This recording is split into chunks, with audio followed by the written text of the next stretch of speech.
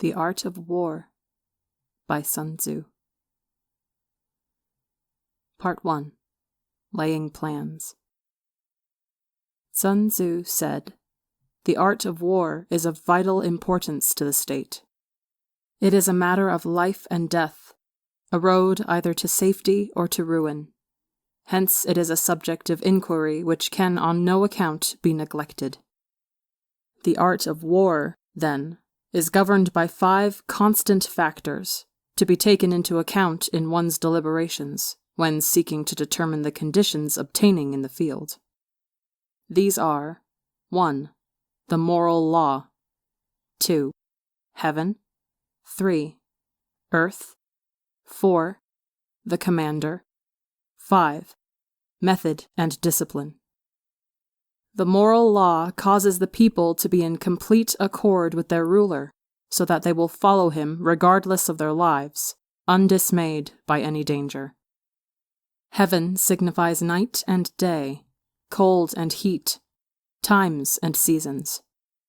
Earth comprises distances, great and small, danger and security, open ground and narrow passes, the chances of life and death.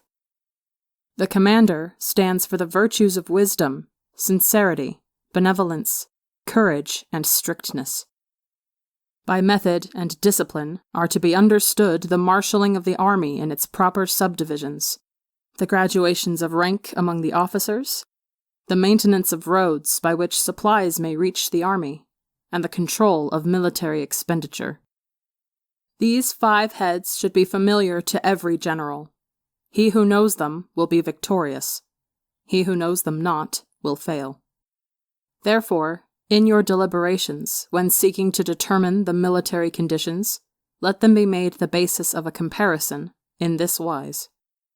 1. Which of the 2 sovereigns is imbued with the moral law? 2. Which of the 2 generals has most ability? 3. With whom lie the advantages derived from heaven and earth? 4. On which side is discipline most rigorously enforced? 5. Which army is stronger? 6. On which side are officers and men more highly trained? 7. In which army is there the greater constancy both in reward and punishment? By means of these 7 considerations, I can forecast victory or defeat. The general that hearkens to my counsel and acts upon it will conquer. Let such a one be retained in command. The general that hearkens not to my counsel nor acts upon it will suffer defeat. Let such a one be dismissed. While heeding the profit of my counsel, avail yourself also of any helpful circumstances over and beyond the ordinary rules. According as circumstances are favorable, one should modify one's plans. All warfare is based on deception. Hence, when able to attack, we must seem unable. When using our forces, we must seem inactive. When we are near, we must make the enemy believe we are far away. When far away, we must make him believe we are near. Hold out baits to entice the enemy. Feign disorder and crush him. If he is secure at all points, be prepared for him. If he is in superior strength, evade him. If your opponent is of choleric temperature, seek to irritate him. Pretend to be weak, that he may grow arrogant. If he is taking his ease, give him no rest.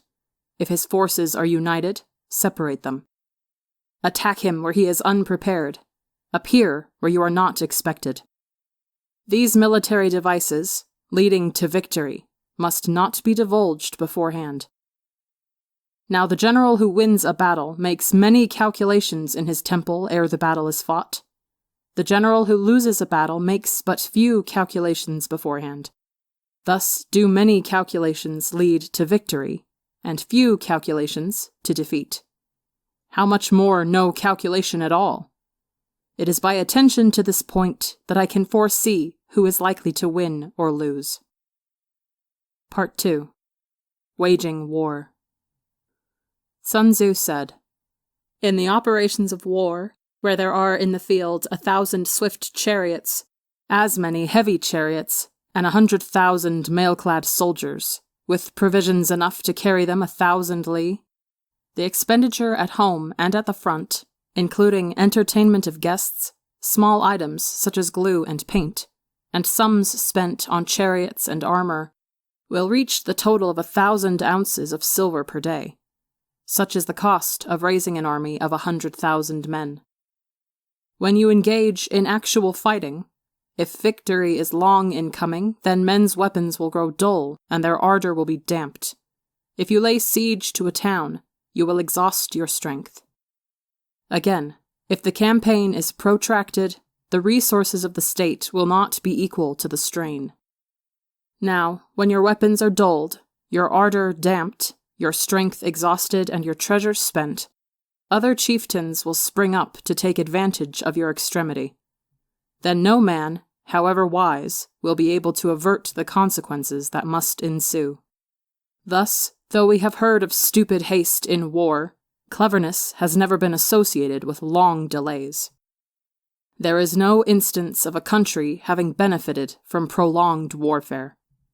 It is only one who is thoroughly acquainted with the evils of war that can thoroughly understand the profitable way of carrying it on. The skillful soldier does not raise a second levy, neither are his supply wagons loaded more than twice.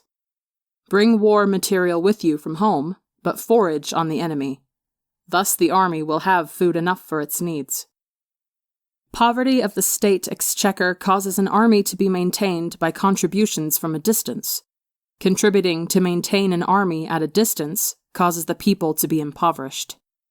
On the other hand, the proximity of an army causes prices to go up, and high prices cause the people's substance to be drained away. When their substance is drained away, the peasantry will be afflicted by heavy exactions. With this loss of substance and exhaustion of strength, the homes of the people will be stripped bare, and 3/10 of their income will be dissipated, while government expenses for broken chariots, worn-out horses, breastplates and helmets, bows and arrows, spears and shields, protective mantles, draught oxen, and heavy wagons will amount for 4/10 of its total revenue. Hence a wise general makes a point of foraging on the enemy. 1 cartload of the enemy's provisions is equivalent to 20 of one's own, and likewise a single pickle of his provender is equivalent to 20 from one's own store. Now in order to kill the enemy, our men must be roused to anger. That there may be advantage from defeating the enemy, they must have their rewards. Therefore, in chariot fighting, when 10 or more chariots have been taken, those should be rewarded who took the first. Our own flags should be substituted for those of the enemy, and the chariots mingled and used in conjunction with ours. The captured soldiers should be kindly treated and kept. This is called using the conquered foe to augment one's own strength. In war, then, let your great object be victory, not lengthy campaigns. Thus it may be known that the leader of armies is the arbiter of the people's fate, the man on whom it depends whether the nation shall be in peace or in peril. Part 3. Attack by Stratagem. Sun Tzu said, "In the practical art of war, the best thing of all is to take the enemy's country whole and intact. To shatter and destroy it is not so good. So, too, it is better to recapture an army entire than to destroy it. To capture a regiment, a detachment, or a company entire than to destroy them. Hence, to fight and conquer in all your battles is not supreme excellence. Supreme excellence consists in breaking the enemy's resistance without fighting. Thus, the highest form of generalship is to balk the enemy's plans. The next best is to prevent the junction of the enemy's forces. The next in order is to attack the enemy's army in the field. The worst policy of all is to besiege walled cities. The rule is not to besiege walled cities if it can possibly be avoided. The preparation of mantlets, movable shelters, and various implements of war will take up 3 whole months. and the piling up of mounds over against the walls will take 3 months more. The general, unable to control his irritation, will launch his men to the assault like swarming ants, with the result that 1/3 of his men are slain, while the town still remains untaken. Such are the disastrous effects of a siege. Therefore, the skillful leader subdues the enemy's troops without any fighting. He captures their cities without laying siege to them. He overthrows their kingdom without lengthy operations in the field.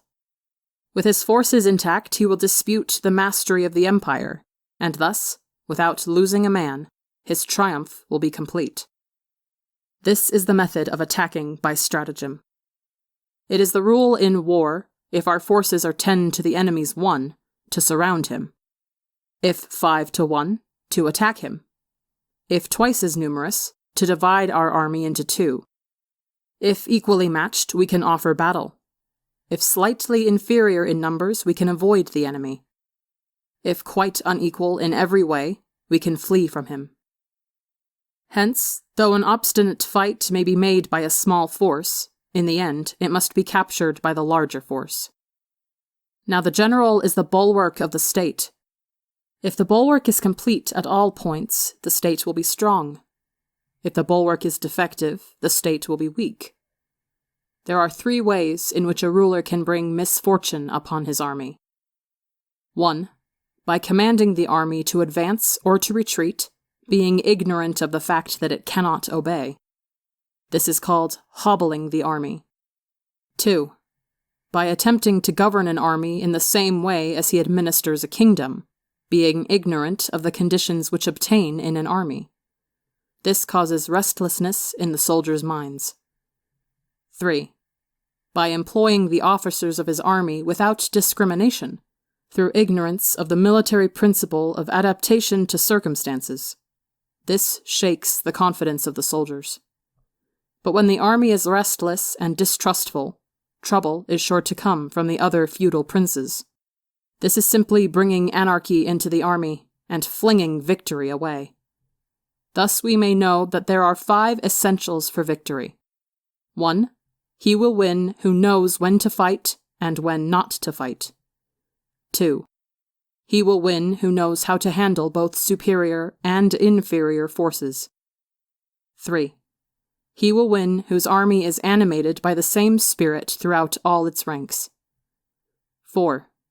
He will win who, prepared himself, waits to take the enemy unprepared. 5. He will win who has military capacity and is not interfered with by the sovereign.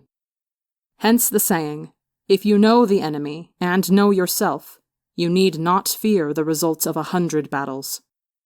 If you know yourself, but not the enemy, for every victory gained you will also suffer a defeat. If you know neither the enemy nor yourself, you will succumb in every battle. Part 4. Tactical Dispositions. Sun Tzu said, "The good fighters of old first put themselves beyond the possibility of defeat, and then waited for an opportunity of defeating the enemy. To secure ourselves against defeat lies in our own hands, but the opportunity of defeating the enemy is provided by the enemy himself. Thus the good fighter is able to secure himself against defeat, but cannot make certain of defeating the enemy. Hence the saying, one may know how to conquer without being able to do it. Security against defeat implies defensive tactics. Ability to defeat the enemy means taking the offensive. Standing on the defensive indicates insufficient strength. Attacking, a superabundance of strength. The general who is skilled in defense hides in the most secret recesses of the earth. He who is skilled in attack flashes forth from the topmost heights of heaven. Thus, on the one hand, we have ability to protect ourselves. On the other, a victory that is complete. To see victory only when it is within the ken of the common herd is not the acme of excellence. Neither is it the acme of excellence if you fight and conquer and the whole empire says, "Well done." To lift an autumn hair is no sign of great strength. To see the sun and moon is no sign of sharp sight. To hear the noise of thunder is no sign of a quick ear. What the ancients called a clever fighter is one who not only wins, but excels in winning with ease. Hence his victories bring him neither reputation for wisdom nor credit for courage. He wins his battles by making no mistakes. Making no mistakes is what establishes the certainty of victory, for it means conquering an enemy that is already defeated. Hence the skillful fighter puts himself into a position which makes defeat impossible, and does not miss the moment for defeating the enemy. Thus it is that in war, the victorious strategist only seeks battle after the victory has been won, whereas he who is destined to defeat first fights and afterwards looks for victory. The consummate leader cultivates the moral law, and strictly adheres to method and discipline. Thus it is in his power to control success. In respect of military method, we have, firstly, measurement. Secondly, estimation of quantity. Thirdly, calculation. Fourthly, balancing of chances. Fifthly, victory. Measurement owes its existence to earth, estimation of quantity to measurement, calculation to estimation of quantity, balancing of chances to calculation, and victory to balancing of chances. A victorious army opposed to a routed one is as a pound's weight placed in the scale against a single grain. The onrush of a conquering force is like the bursting of pent-up waters into a chasm 1,000 fathoms deep. Part 5. Energy. Sun Tzu said, "The control of a large force is the same principle as the control of a few men. It is merely a question of dividing up their numbers." Fighting with a large army under your command is no wise different from fighting with a small one. It is merely a question of instituting signs and signals. To ensure that your whole host may withstand the brunt of the enemy's attack and remain unshaken, this is effected by maneuvers direct and indirect. That the impact of your army may be like a grindstone dashed against an egg. This is effected by the science of weak points and strong. In all fighting, the direct method may be used for joining battle, but indirect methods will be needed in order to secure victory. Indirect tactics, efficiently applied, are inexhaustible as heaven and earth, unending as the flow of rivers and streams. Like the sun and moon, they end, but to begin anew. Like the 4 seasons, they pass away to return once more. There are not more than 5 musical notes, yet the combination of these 5 give rise to more melodies than can ever be heard. There are not more than 5 primary colors, blue, yellow, red, white, and black, yet in combination they produce more hues than can ever be seen. There are not more than 5 cardinal tastes, sour, acrid, salt, sweet, bitter, yet combinations of them yield more flavors than can ever be tasted. In battle, there are not more than 2 methods of attack, the direct and the indirect, yet these 2 in combination give rise to an endless series of maneuvers. The direct and the indirect lead on to each other in turn. It is like moving in a circle. You never come to an end. Who can exhaust the possibilities of their combination? The onset of troops is like the rush of a torrent which will even roll stones along in its course. The quality of decision is like the well-timed swoop of a falcon, which enables it to strike and destroy its victim. Therefore, the good fighter will be terrible in his onset, and prompt in his decision. Energy may be likened to the bending of a crossbow, decision to the releasing of a trigger. Amid the turmoil and tumults of battle, there may be seeming disorder and yet no real disorder at all. Amid confusion and chaos, your array may be without head or tail, yet it will be proof against defeat. Simulated disorder postulates perfect discipline. Simulated fear postulates courage. Simulated weakness postulates strength. Hiding order beneath the cloak of disorder is simply a question of subdivision. Concealing courage under a show of timidity presupposes a fund of latent energy. Masking strength with weakness is to be effected by tactical dispositions. Thus, one who is skillful at keeping the enemy on the move maintains deceitful appearances, according to which the enemy will act. He sacrifices something that the enemy may snatch at it. By holding out baits, he keeps him on the march. Then, with a body of picked men, he lies in wait for him. The clever combatant looks to the effect of combined energy, and does not require too much from individuals. Hence his ability to pick out the right men and utilize combined energy. When he utilizes combined energy, his fighting men become, as it were, like unto rolling logs or stones. For it is the nature of a log or stone to remain motionless on level ground, and to move when on a slope. If four-cornered, to come to a standstill, but if round-shaped, to go rolling around. Thus the energy developed by good fighting men is as the momentum of a round stone rolled down a mountain thousands of feet in height. So much on the subject of energy. Part 6. Weak Points and Strong. Sun Tzu said, "Whoever is first in the field and awaits the coming of the enemy will be fresh for the fight. Whoever is second in the field and has to hasten to battle will arrive exhausted." Therefore, the clever combatant imposes his will on the enemy, but does not allow the enemy's will to be imposed on him. By holding out advantages to him, he can cause the enemy to approach of his own accord. Or, by inflicting damage, he can make it impossible for the enemy to draw near. If the enemy is taking his ease, he can harass him. If well supplied with food, he can starve him out. If quietly encamped, he can force him to move. Appear at points which the enemy must hasten to defend. March swiftly to places where you are not expected. An army may march great distances without distress if it marches through country where the enemy is not. You can be sure of succeeding in your attacks if you only attack places which are undefended. You can ensure the safety of your defense if you only hold positions that cannot be attacked.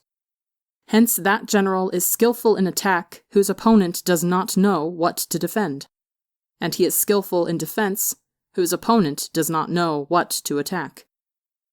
O divine art of subtlety and secrecy! Through you we learn to be invisible, through you inaudible, and hence we can hold the enemy's fate in our hands. You may advance and be absolutely irresistible if you make for the enemy's weak points.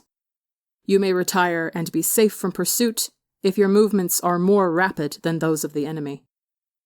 If you wish to fight, the enemy can be forced to an engagement even though he be sheltered behind a high rampart or a deep ditch. All we need do is attack some other place that he will be obliged to relieve.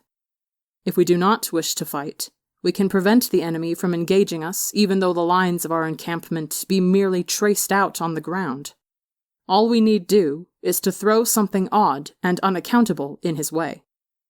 By discovering the enemy's dispositions and remaining invisible ourselves, we can keep our forces concentrated, while the enemy's must be divided. We can form a single united body, while the enemy must split up into fractions. Hence, there will be a whole pitted against separate parts of a whole, which means that we shall be many to the enemy's few. And if we are able thus to attack an inferior force with a superior one, our opponents will be in dire straits. The spot where we intend to fight must not be made known, for then the enemy will have to prepare against a possible attack at several different points, and his forces being thus distributed in many directions, the numbers we shall have to face at any given point will be proportionally few. For should the enemy strengthen his van, he will weaken his rear. Should he strengthen his rear, he will weaken his van. Should he strengthen his left, he will weaken his right. Should he strengthen his right, he will weaken his left. If he sends reinforcements everywhere, he will everywhere be weak. Numerical weakness comes from having to prepare against possible attacks. Numerical strength, from compelling our adversary to make these preparations against us. Knowing the place and the time of the coming battle, we may concentrate from the greatest distances in order to fight. But if neither time nor place be known, then the left wing will be impotent to succor the right equally impotent to succor the left, the van unable to relieve the rear, or the rear to support the van. How much more so if the furthest portions of the army are anything under 100 li apart, and even the nearest are separated by several li. Though, according to my estimate, the soldiers of Yue exceed our own in number, that shall advantage them nothing in the matter of victory. I say then that victory can be achieved. Though the enemy be stronger in numbers, we may prevent him from fighting. Scheme so as to discover his plans and the likelihood of their success. Rouse him, and learn the principle of his activity or inactivity. Force him to reveal himself, so as to find out his vulnerable spots. Carefully compare the opposing army with your own, so that you may know where strength is superabundant and where it is deficient. In making tactical dispositions, the highest pitch you can attain is to conceal them. Conceal your dispositions, and you will be safe from the prying of the subtlest spies, from the machinations of the wisest brains. How victory may be produced for them out of the enemy's own tactics, that is what the multitude cannot comprehend. All men can see the tactics whereby I conquer, but what none can see is the strategy out of which victory is evolved. Do not repeat the tactics which have gained you one victory, but let your methods be regulated by the infinite variety of circumstances. Military tactics are like unto water, for water in its natural course runs away from high places and hastens downwards. So in war, the way is to avoid what is strong and strike at what is weak. Water shapes its course according to the nature of the ground over which it flows. The soldier works out his victory in relation to the foe whom he is facing. Therefore, just as water retains no constant shape, so in warfare there are no constant conditions. He who can modify his tactics in relation to his opponent, and thereby succeed in winning, may be called a heaven-born captain. The 5 elements, water, fire, wood, metal, earth, are not always equally predominant. The 4 seasons make way for each other in turn. There are short days and long. The moon has its periods of waning and waxing. Part 7. Maneuvering. Sun Tzu said, "In war, the general receives his commands from the sovereign. Having collected an army and concentrated his forces, he must blend and harmonize the different elements thereof before pitching his camp. After that comes tactical maneuvering, than which there is nothing more difficult. The difficulty of tactical maneuvering consists in turning the devious into the direct, and misfortune into gain. Thus, to take a long and circuitous route after enticing the enemy out of the way, and those starting after him, to contrive to reach the goal before him, shows knowledge of the artifice of deviation. Maneuvering with an army is advantageous. With an undisciplined multitude, most dangerous. If you set a fully equipped army in march in order to snatch an advantage, the chances are that you will be too late. On the other hand, to detach a flying column for the purpose involves the sacrifice of its baggage and stores. Thus, if you order your men to roll up their buff coats and make forced marches without halting day or night, covering double the usual distance at a stretch, doing 100 li in order to wrest an advantage, the leaders of all your 3 divisions will fall into the hands of the enemy. The stronger men will be in front, the jaded ones will fall behind, and on this plan only 1/10 of your army will reach its destination. If you march 50 li in order to outmaneuver the enemy, you will lose the leader of your first division, and only half your force will reach the goal. If you march 30 li with the same object, 2/3 of your army will arrive. We may take it, then, that an army without its baggage train is lost. Without provisions, it is lost. Without bases of supply, it is lost. We cannot enter into alliances until we are acquainted with the designs of our neighbors. We are not fit to lead an army on the march unless we are familiar with the face of the country, its mountains and forests, its pitfalls and precipices, its marshes and swamps. We shall be unable to turn natural advantage to account unless we make use of local guides. In war, practice dissimulation, and you will succeed. Whether to concentrate or to divide your troops must be decided by circumstances. Let your rapidity be that of the wind, your compactness that of the forest. In raiding and plundering be like fire, in immovability like a mountain. Let your plans be dark and impenetrable as night, and when you move, fall like a thunderbolt. When you plunder a countryside, let the spoil be divided amongst your men. When you capture new territory, cut it up into allotments for the benefit of the soldiery. Ponder and deliberate before you make a move. He will conquer who has learnt the artifice of deviation. Such is the art of maneuvering.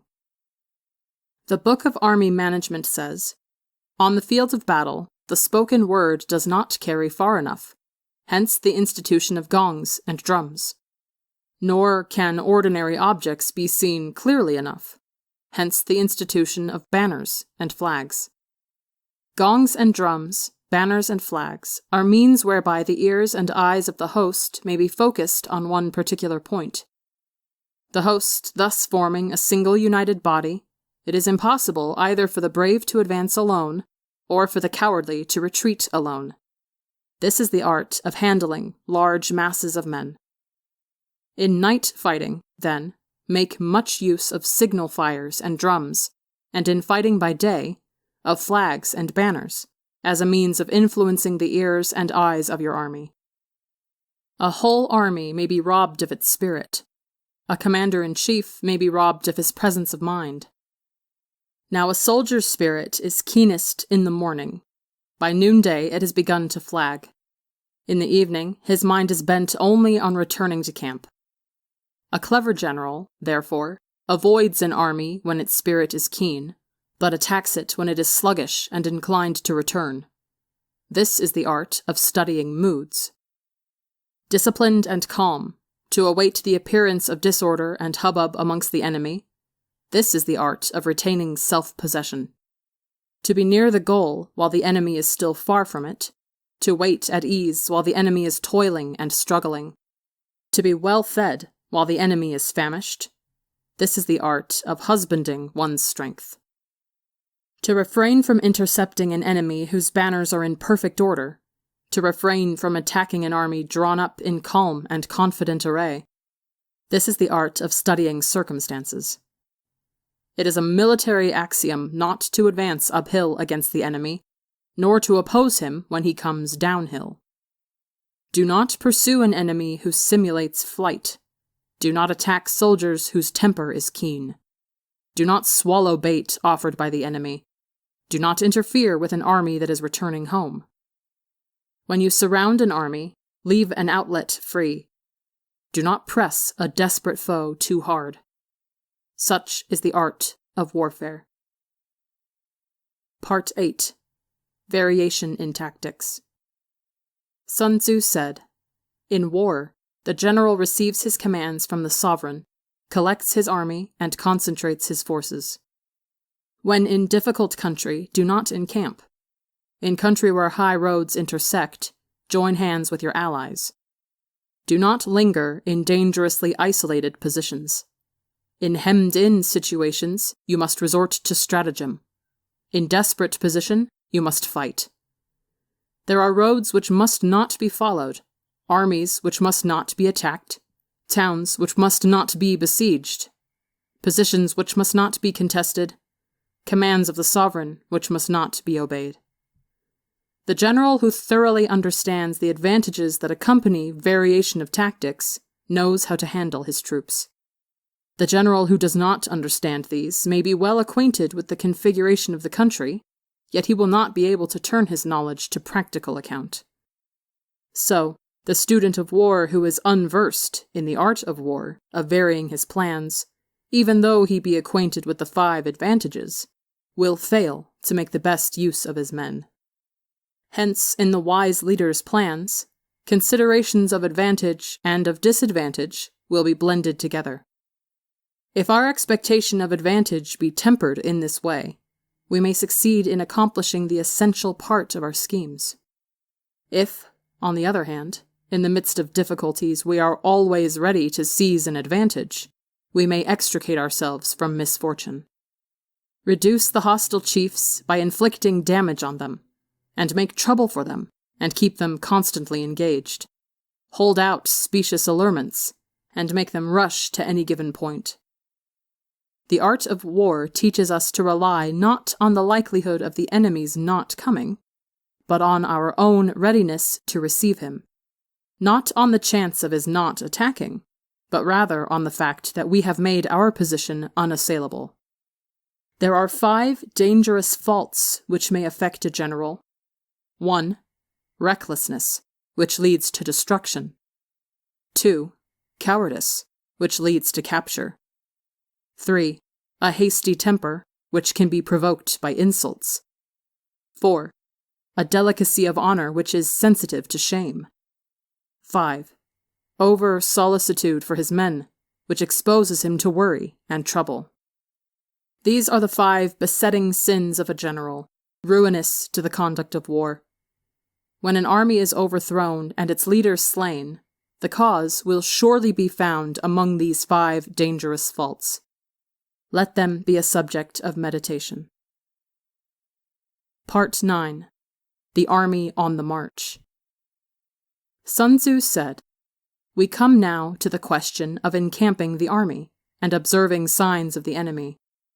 Pass quickly over mountains and keep in the neighborhood of valleys. Camp in high places, facing the sun. Do not climb heights in order to fight." So much for mountain warfare. After crossing a river, you should get far away from it. When an invading force crosses a river in its onward march, do not advance to meet it in midstream. It will be best to let half the army get across, and then deliver your attack. If you are anxious to fight, you should not go to meet the invader near a river which he has to cross. Moor your craft higher up than the enemy, and facing the sun. Do not move upstream to meet the enemy. So much for river warfare. In crossing salt marshes, your sole concern should be to get over them quickly, without any delay. If forced to fight in a salt marsh, you should have water and grass near you, and get your back to a clump of trees. So much for operations in salt marshes. In dry, level country, take up an easily accessible position with rising ground to your right and on your rear, so that the danger may be in front and safety lie behind. So much for campaigning in flat country. These are the 4 useful branches of military knowledge which enabled the Yellow Emperor to vanquish 4 several sovereigns. All armies prefer high ground to low and sunny places to dark. If you are careful of your men, and camp on hard ground, the army will be free from disease of every kind, and this will spell victory. When you come to a hill or a bank, occupy the sunny side, with the slope on your right rear. Thus you will at once act for the benefit of your soldiers, and utilize the natural advantages of the ground.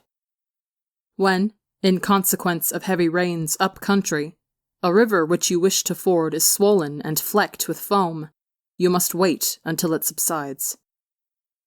Country in which there are precipitous cliffs with torrents running between, deep natural hollows, confined places, tangled thickets, quagmires and crevices, should be left with all possible speed and not approached. While we keep away from such places, we should get the enemy to approach them. While we face them, we should let the enemy have them on his rear. If in the neighborhood of your camp there should be any hilly country, ponds surrounded by aquatic grass, hollow basins filled with reeds, or woods with thick undergrowth, they must be carefully routed out and searched, for these are places where men in ambush or insidious spies are likely to be lurking. When the enemy is close at hand and remains quiet, he is relying on the natural strength of his position. When he keeps aloof and tries to provoke a battle, he is anxious for the other side to advance. If his place of encampment is easy of access, he is tendering a bait. Movement amongst the trees of a forest shows that the enemy is advancing. The appearance of a number of screens in the midst of thick grass means that the enemy wants to make us suspicious. The rising of birds in their flight is the sign of an ambuscade. Startled beasts indicate that a sudden attack is coming. When there is dust rising in a high column, it is the sign of chariots advancing. When the dust is low, but spread over a wide area, it betokens the approach of infantry. When it branches out in different directions, it shows that parties have been sent to collect firewood. A few clouds of dust moving to and fro signify that the army is encamping.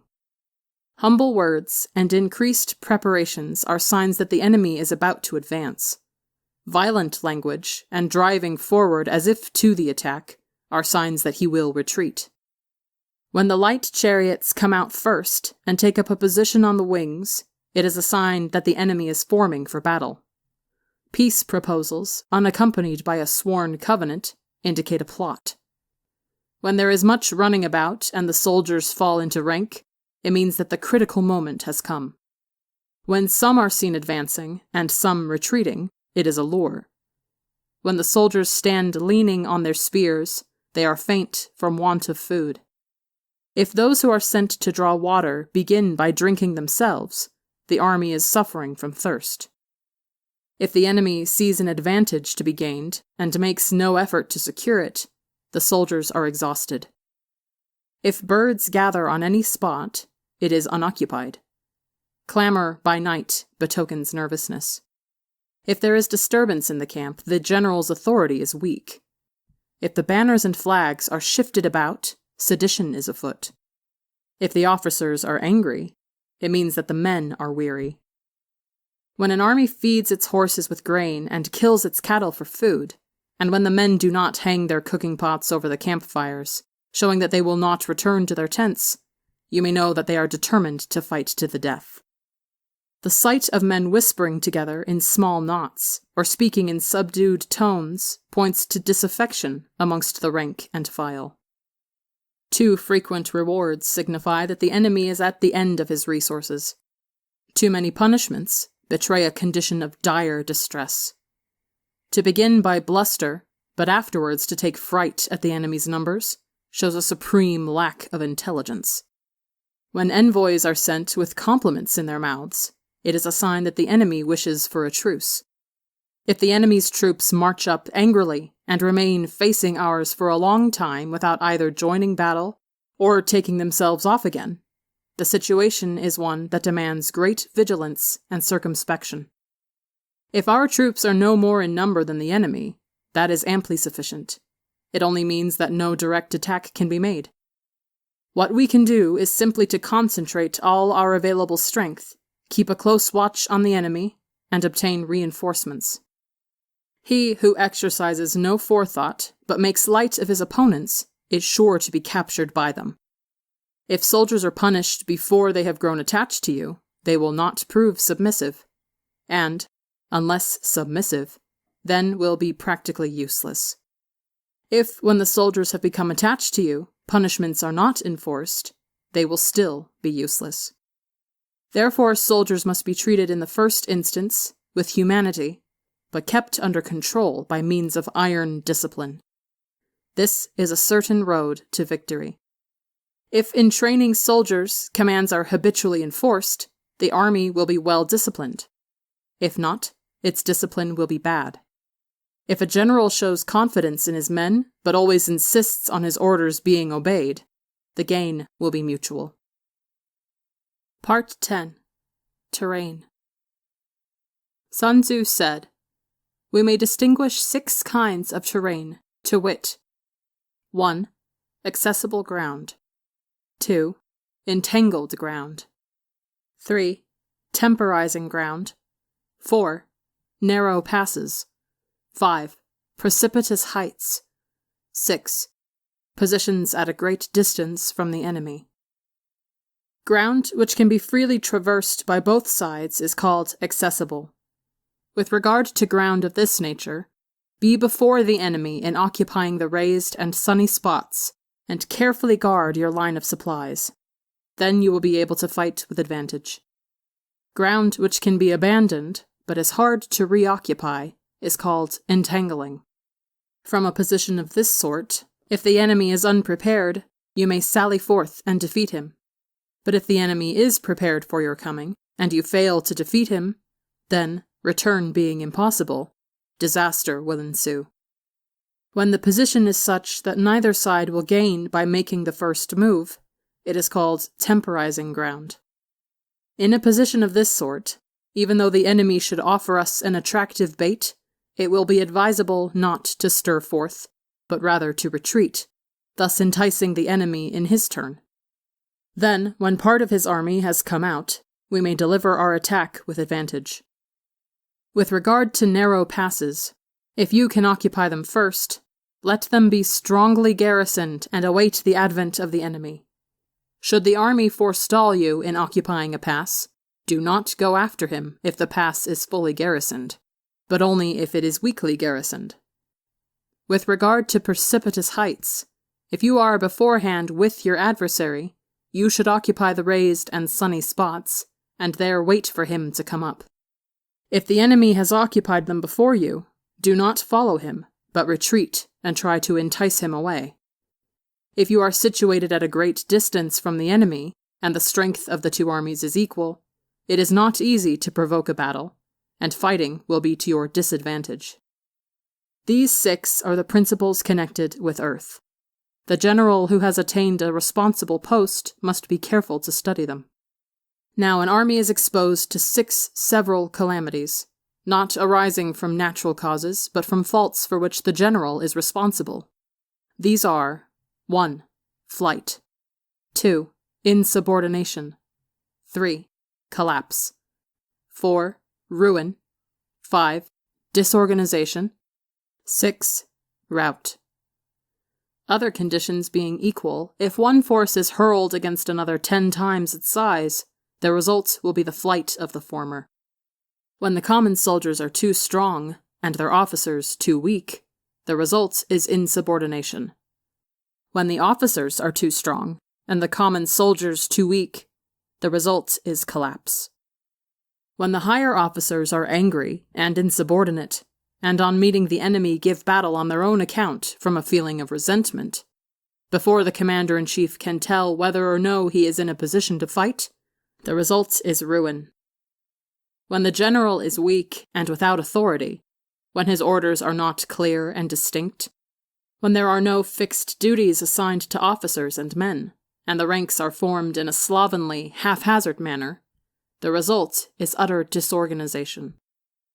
When a general, unable to estimate the enemy's strength, allows an inferior force to engage a larger one, or hurls a weak detachment against a powerful one, and neglects to place picked soldiers in the front rank, the result must be rout.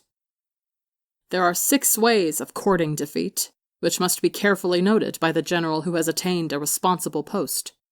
The natural formation of the country is the soldier's best ally, but a power of estimating the adversary, of controlling the forces of victory, and of shrewdly calculating difficulties, dangers, and distances, constitutes the test of a great general. He who knows these things, and in fighting puts his knowledge into practice, will win his battles. He who knows them not, nor practices them, will surely be defeated. If fighting is sure to result in victory, then you must fight, even though the ruler forbid it. If fighting will not result in victory, then you must not fight, even at the ruler's bidding. The general who advances without coveting fame, and retreats without fearing disgrace, whose only thought is to protect his country and do good service for his sovereign, is the jewel of the kingdom. Regard your soldiers as your children, and they will follow you into the deepest valleys. Look upon them as your own beloved sons, and they will stand by you even unto death. If, however, you are indulgent, but unable to make your authority felt, kind-hearted, but unable to enforce your commands, and incapable, moreover, of quelling disorder, then your soldiers must be likened to spoiled children. They are useless for any practical purpose. If we know that our own men are in a condition to attack, but are unaware that the enemy is not open to attack, we have gone only halfway towards victory. If we know that the enemy is open to attack, but we are unaware that our own men are not in a condition to attack, we have gone only halfway towards victory. If we know that the enemy is open to attack, and also know that our men are in a condition to attack, but are unaware that the nature of the ground makes fighting impracticable, we have still gone only halfway towards victory. Hence the experienced soldier, once in motion, is never bewildered. Once he has broken camp, he is never at a loss. Hence the saying, if you know the enemy and know yourself, your victory will not stand in doubt. If you know heaven and know earth, you may make your victory complete. Part 11. The 9 Situations. Sun Tzu said, the art of war recognizes 9 varieties of ground. 1. Dispersive ground. 2. Facile ground. 3. Contentious ground. 4. Open ground. 5. Ground of intersecting highways. 6. Serious ground. 7. Difficult ground. 8. Hemmed-in ground. 9. Desperate ground. When a chieftain is fighting in his own territory, it is dispersive ground. When he has penetrated into hostile territory, but to no great distance, it is facile ground. Ground the possession of which imports great advantage to either side is contentious ground. Ground on which each side has liberty of movement is open ground. Ground which forms the key to 3 contiguous states, so that he who occupies it first has most of the empire at his command, is the ground of intersecting highways. When an army has penetrated into the heart of a hostile country, leaving a number of fortified cities in its rear, it is serious ground. Mountain forests, rugged steeps, marshes and fens, all country that is hard to traverse, this is difficult ground. Ground which is reached through narrow gorges, and from which we can only retire by tortuous paths, so that a small number of the enemy would suffice to crush a large body of our men. This is hemmed-in ground. Ground on which we can only be saved from destruction by fighting without delay is desperate ground. On dispersive ground, therefore, fight not. On facile ground, halt not. On contentious ground, attack not. On open ground, do not try to block the enemy's way. On the ground of intersecting highways, join hands with your allies. On serious ground, gather in plunder. In difficult ground, keep steadily on the march. On hemmed-in ground, resort to stratagem. On desperate ground, fight. Those who were called skillful leaders of old knew how to drive a wedge between the enemy's front and rear, to prevent cooperation between his large and small divisions, to hinder the good troops from rescuing the bad, the officers from rallying their men. When the enemy's men were united, they managed to keep them in disorder. When it was to their advantage, they made a forward move. When otherwise, they stopped still. If asked how to cope with a great host of the enemy in orderly array and on the point of marching to the attack, I should say, begin by seizing something which your opponent holds dear. Then he will be amenable to your will. Rapidity is the essence of war. Take advantage of the enemy's unreadiness, make your way by unexpected routes, and attack unguarded spots. The following are the principles to be observed by an invading force. The further you penetrate into a country, the greater will be the solidarity of your troops, and thus the defenders will not prevail against you. Make forays in fertile country in order to supply your army with food. Carefully study the well-being of your men, and do not overtax them. Concentrate your energy and hoard your strength. Keep your army continually on the move, and devise unfathomable plans. Throw your soldiers into positions whence there is no escape, and they will prefer death to flight. If they will face death, there is nothing they may not achieve. Officers and men alike will put forth their uttermost strength. Soldiers, when in desperate straits, lose the sense of fear. If there is no place of refuge, they will stand firm. If they are in hostile country, they will show a stubborn front. If there is no help for it, they will fight hard. Thus, without waiting to be marshaled, the soldiers will be constantly on the qui-vive. Without waiting to be asked, they will do your will. Without restrictions, they will be faithful. Without giving orders, they can be trusted.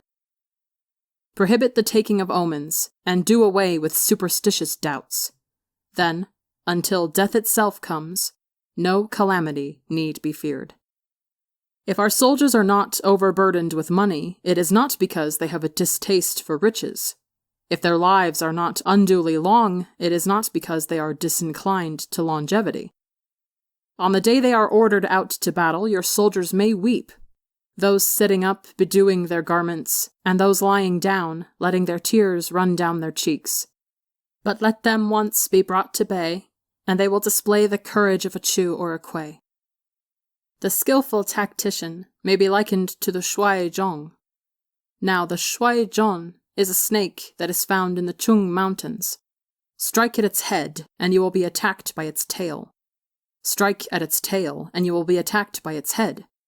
Strike at its middle, and you will be attacked by head and tail both.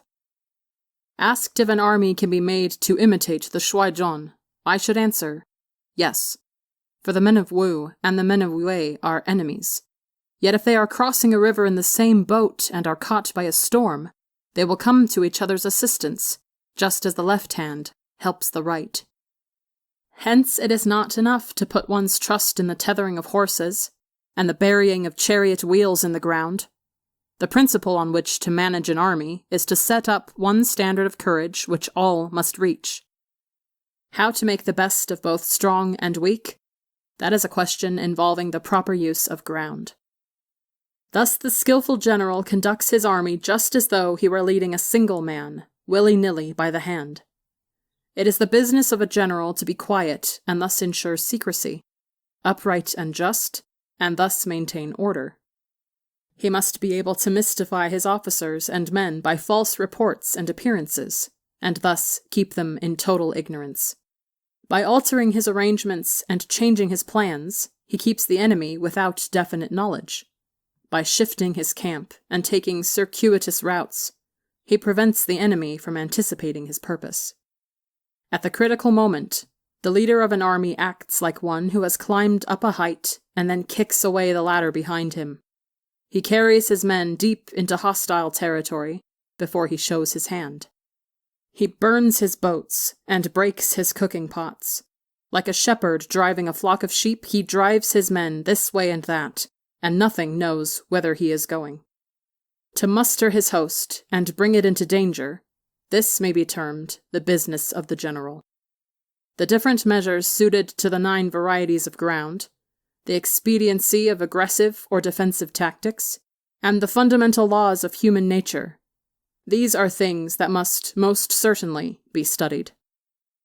When invading hostile territory, the general principle is that penetrating deeply brings cohesion. Penetrating but a short way means dispersion. When you leave your own country behind and take your army across neighborhood territory, you find yourself on critical ground. When there are means of communication on all 4 sides, the ground is one of intersecting highways. When you penetrate deeply into a country, it is serious ground. When you penetrate but a little way, it is facile ground. When you have the enemy's strongholds on your rear, and narrow passes in front, it is hemmed-in ground. When there is no place of refuge at all, it is desperate ground. Therefore, on dispersive ground, I would inspire my men with unity of purpose. On facile ground, I would see that there is close connection between all parts of my army.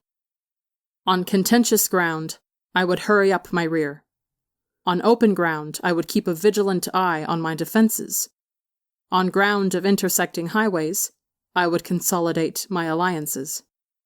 On serious ground, I would try to ensure a continuous stream of supplies. On difficult ground, I would keep pushing on along the road. On hemmed-in ground, I would block any way of retreat. On desperate ground, I would proclaim to my soldiers the hopelessness of saving their lives. For it is the soldier's disposition to offer an obstinate resistance when surrounded, to fight hard when he cannot help himself, and to obey promptly when he has fallen into danger. We cannot enter into alliance with neighboring princes until we are acquainted with their designs. We are not fit to lead an army on the march unless we are familiar with the face of the country, its mountains and forests, its pitfalls and precipices, its marshes and swamps.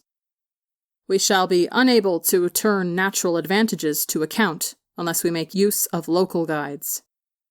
To be ignored of any one of the following 4 or 5 principles does not befit a warlike prince. When a warlike prince attacks a powerful state, his generalship shows itself in preventing the concentration of the enemy's forces. He overawes his opponents, and their allies are prevented from joining against him. Hence, he does not strive to ally himself with all and sundry, nor does he foster the power of other states. He carries out his own secret designs, keeping his antagonists in awe. Thus he is able to capture their cities and overthrow their kingdoms. Bestow rewards without regard to rule. Issue orders without regard to previous arrangements, and you will be able to handle a whole army as though you had to do with but a single man. Confront your soldiers with the deed itself. Never let them know your design. When the outlook is bright, bring it before their eyes, but tell them nothing when the situation is gloomy. Place your army in deadly peril, and it will survive. Plunge it into desperate straits, and it will come off in safety. For it is precisely when a force has fallen into harm's way that it is capable of striking a blow for victory. Success in warfare is gained by carefully accommodating ourselves to the enemy's purpose. By persistently hanging on the enemy's flank, we shall succeed in the long run in killing the commander-in-chief. This is called ability to accomplish a thing by sheer cunning. On the day that you take up your command, block the frontier passes, destroy the official tallies, and stop the passage of all emissaries. Be stern in the council chamber so that you may control the situation. If the enemy leaves a door open, you must rush in. Forestall your opponent by seizing what he holds dear and subtly contrive to time his arrival on the ground. Walk in the path defined by rule, and accommodate yourself to the enemy until you can fight a decisive battle. At first, then, exhibit the coyness of a maiden until the enemy gives you an opening. Afterwards, emulate the rapidity of a running hare, and it will be too late for the enemy to oppose you. Part 12. The Attack by Fire. Sun Tzu said, "There are 5 ways of attacking with fire. The first is to burn soldiers in their camp. The second is to burn stores. The third is to burn baggage trains. The fourth is to burn arsenals and magazines. The fifth is to hurl dropping fire amongst the enemy. In order to carry out an attack, we must have means available. The material for raising fire should always be kept in readiness. There is a proper season for making attacks with fire, and special days for starting a conflagration. The proper season is when the weather is very dry. The special days are those when the moon is in the constellations of the sieve, the wall, the wing, or the crossbar, for these 4 are all days of rising wind. In attacking with fire, one should be prepared to meet 5 possible developments. 1. When fire breaks out inside the enemy's camp, respond at once with an attack from without. 2. If there is an outbreak of fire, but the enemy's soldiers remain quiet, bide your time and do not attack. 3. When the force of the flames has reached its height, follow it up with an attack if that is practicable. If not, stay where you are. 4. If it is possible to make an assault with fire from without, do not wait for it to break out within, but deliver your attack at a favorable moment. 5. When you start a fire, be to windward of it. Do not attack from the leeward. A wind that rises in the daytime lasts long, but a night breeze soon falls. In every army, the 5 developments connected with fire must be known, the movements of the stars calculated, and a watch kept for the proper days. Hence, those who use fire as an aid to the attack show intelligence. Those who use water as an aid to the attack gain an accession of strength. By means of water, an enemy may be intercepted, but not robbed of all his belongings. Unhappy is the fate of one who tries to win his battles and succeed in his attacks without cultivating the spirit of enterprise, for the result is waste of time and general stagnation. Hence the saying, the enlightened ruler lays his plans well ahead, the good general cultivates his resources. Move not unless you see an advantage. Use not your troops unless there is something to be gained. Fight not unless the position is critical. No ruler should put troops into the field merely to gratify his own spleen. No general should fight a battle simply out of pique. If it is to your advantage, make a forward move. If not, stay where you are. Anger may in time change to gladness. Vexation may be succeeded by content. But a kingdom that has once been destroyed can never come again into being, nor can the dead ever be brought back to life. Hence the enlightened ruler is heedful, and the good general full of caution. This is the way to keep a country at peace and an army intact. Part 13. The use of spies. Sun Tzu said, "Raising a host of 100,000 men and marching them great distances entails heavy loss of the people and a drain on the resources of the state. The daily expenditure will amount to 1,000 ounces of silver.